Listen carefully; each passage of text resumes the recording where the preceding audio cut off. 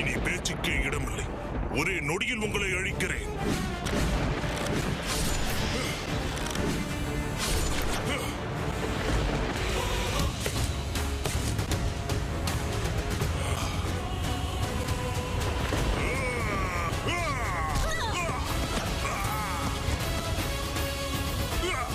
தாத்தா மற்றும் தந்தை செய்த தவறை நீயும் செய்யாதே. எங்களிடம் மன்னிப்பு கேட்டு பிரபு ராமரிடம் சரணடைந்து விடு.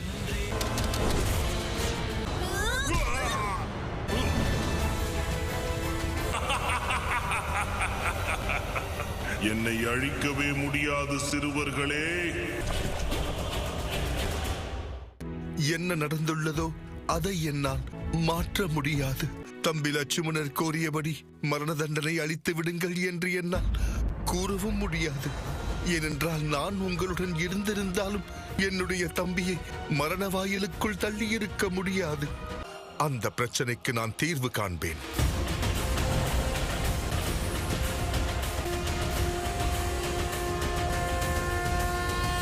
லவனும் குசனும் பயணத்தை முடித்து திரும்பி வரும் வரையில் இந்த அயோத்தி நகருக்கு என்னுடைய இந்த 4 பிம்பங்களும் 4 புறங்களில் இருந்து அயோத்தியை காவல் காக்கும்.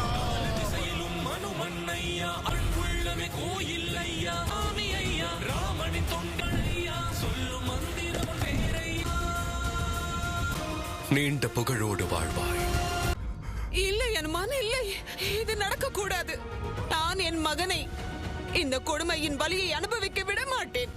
உத்தரவு கிடைக்கும் வரை தம்பி லட்சுமணர் யாரிடமும் பேச மாட்டார் தாயே. லட்சுமணா, நீ எங்கும் செல்லக்கூடாது, புரிந்ததா? ஆனால் எனக்கு முழு நம்பிக்கை இருக்கிறது. அவர்கள் விரைவில் புரிந்து கொள்வார்கள். உங்களுடைய அன்பு தம்பியை இறுதியாக ஒரு முறை அணைத்துக் கொள்ளுங்கள். தம்பி லட்சுமணா,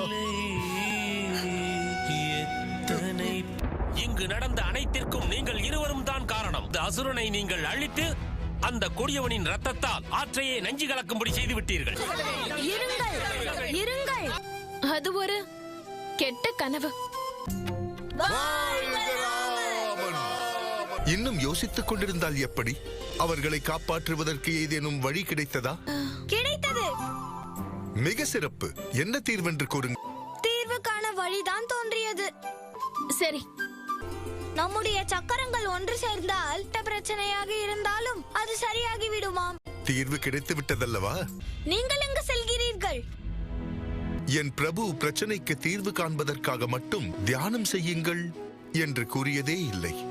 அதற்கு மாறாக மனதை ஒருநிலைப்படுத்தி நிறுத்திவிட்டாலே அது தியானத்திற்கு சமம் என்பார். பொழுது விடுவதற்குள் இந்த பிரச்சனைக்கு தீர்வை நீங்கள் கண்டுபிடித்து விடுவீர்கள் என்ற நம்பிக்கை இருக்கிறது. கண்டிப்பாக. தூய உள்ளம் லக்குவன் நன்றோ ஆதிசேஷா, நன்